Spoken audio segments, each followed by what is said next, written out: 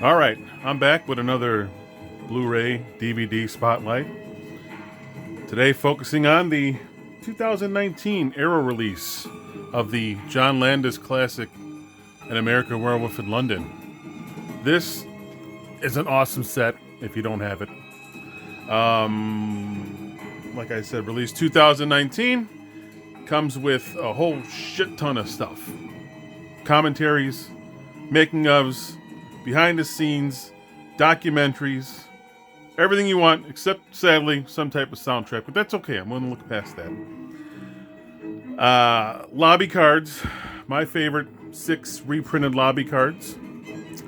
Reprint of the poster, and on the other side, it's a 2-sided poster. The other side is the beautiful artwork on the cover here by Mr. Graham Humphreys. And this is just, it's really great. It's got a really awesome documentary, The Legacy of the Universal Werewolf, on there. It's got some making of shorts, like I said, and it's got the awesome Beware the Moon documentary by Mr. Paul Davis, and I'll get back to him in a second. But this movie is probably my all-time favorite werewolf movie, because I saw this at the theater. Yes, I'm that old. This was released on August 21st, 1981, the movie, American Werewolf in London. Now, that would have made me just shy of 6 years old. Now, I know I did not see this first-run theater, because when I was little, we just didn't have a lot of money. And there was an awesome theater. It was a second-run theater called the Brighton Park Theater in my old neighborhood in Chicago.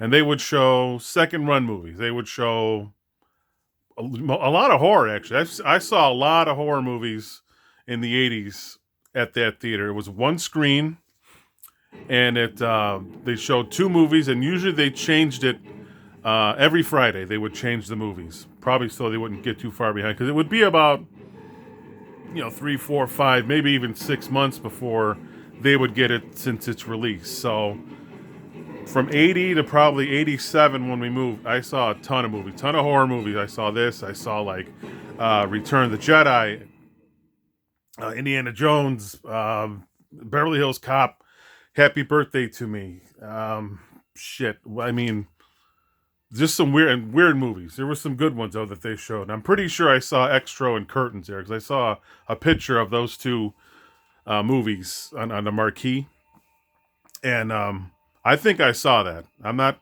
100% positive, but it was a good time. So this scared the shit out of me, especially the dream sequences, especially that guy right there. That gave me nightmares for weeks. That and the Nazi, whatever the hell they call it when they blow up his family. So definitely scary ass shit. The walk to the theater from the car was horrifying, because you picture the theater was on a main street. We had to walk about a block and go down a very, very dark street to park. And it was just, I don't know. And I wanted more, apparently. So yeah, this movie came out in 81. Budget was $5.8 million. From what I read, $62 million box office worldwide. The executives originally wanted Dan Aykroyd and John Belushi in it, which I don't know if they'd break out into Soul Man or something in the middle of it, or what the hell I can't picture that. I mean, maybe Aykroyd in this part, maybe, but back then, I don't know. I just da da da da da da da. I can't picture it. But good stuff, man. I would highly suggest this set. One of my favorites, like I said.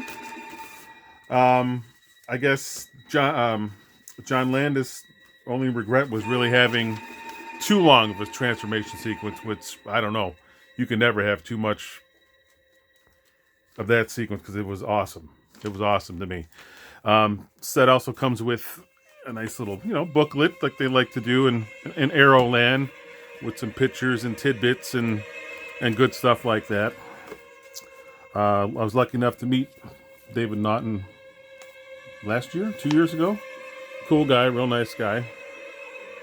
And this, I just got this as a gift, man. If this doesn't say awesome right here from NECA, this NECA figure is outstanding. I wish they had this when I was a kid, but I guess I'll just have to take it as a big 40-something-year-old kid.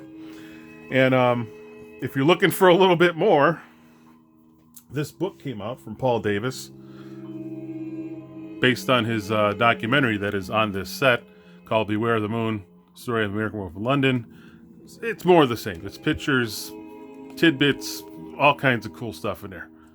Behind the scenes stuff, everything as a fan you want is here. And I just checked, I think it's sold out on his website, so you'd probably have to go to eBay and get your ass handed to you, I'm sure. And but if you're lucky enough to find it, it's really cool. It's a nice thick book, real nice. I don't think it costs too much. Came over from England, so or the UK, wherever exactly that was from. But definitely one of my favorites for sure. Check it out if it's still available. I don't even know if that's still available, but I just wanted to spotlight this set, this movie.